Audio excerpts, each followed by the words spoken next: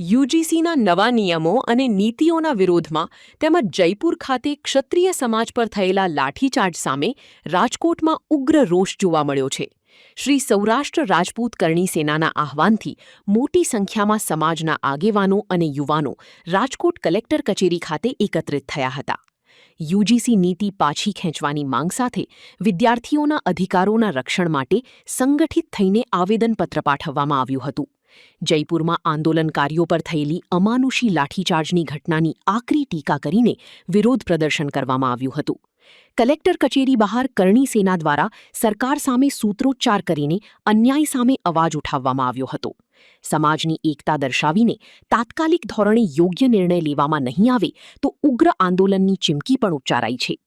શ્રી રાજપૂત કરણી સેના દ્વારા અમારી સાથે બ્રહ્મ સમાજના આગેવાનો, પાટીદાર સમાજના આગેવાનો અને ક્ષત્રિય સમાજના આગેવાનો જે ઘણા ટાઈમથી ભારત દેશની અંદર યુજીસીનો જે નવો પરિપત્ર આવ્યો છે એ પરિપત્રના વિરોધમાં ચાહે કરણી સેના હોય, બ્રહ્મ સમાજના ભારત દેશના આગેવાનો હોય, પાટીદાર સમાજના આગેવાનો હોય, તમામે સાથે રહીને એક સૂર સાથે કીધું છે કે આ પરિપત્ર પરત ખેંચવું જોઈએ. ત્યારે અમે સરકારને કહેવા માગીએ છીએ કે હિન્દુ મુસ્લિમના નામે હવે જનતા તમને ઓળખી ગઈ છે, ત્યારે જાતિને લડાવવાનું કામ કરવાનું તમે બંધ કરો.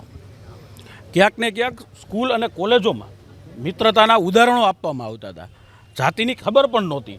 ત્યારે સ્કૂલ અને કોલેજોમાં બાળકો જે કુણી માનસિકતા ધરાવતા બાળકો કે વિદ્યાર્થીઓ ઉપર તમે જાતિવાદની માનસિકતા થોપી બેસાડવા માગો છો.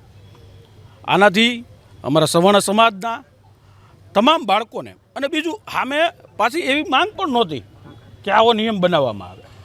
એ પણ તમે જોયું હોય છે, રાજસ્થાનમાં પણ એક ઓબીસી સમાજના વ્યક્તિએ આંદોલનમાં જીવ ગુમાવવાનો વારો આવ્યો. એટલે તમામ સમાજને સાથે રાખીને આવનારા દિવસોમાં પણ આજે કલેક્ટરના માધ્યમથી અમે રજૂઆત કરવા જઈ રહ્યા છીએ.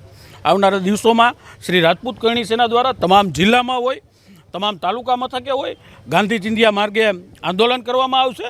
અને ન સમજે તો અમે મહારાણા પ્રતાપના વંશજો છીએ. આવનારા દિવસોમાં મહારાણા પ્રતાપના માર્ગે પણ આંદોલન કરવું પડશે આ સરકાર સામે, તો અમે કરવા તૈયાર છીએ. અમારા બાળકોને, અમારી ભવિષ્યની પેઢીને નુકસાન પહોંચાડવાનું કામ કોઈ પણ રાજકીય પક્ષ કરશે તો અમે કોઈ પણ સંતોષી શકશું નહીં.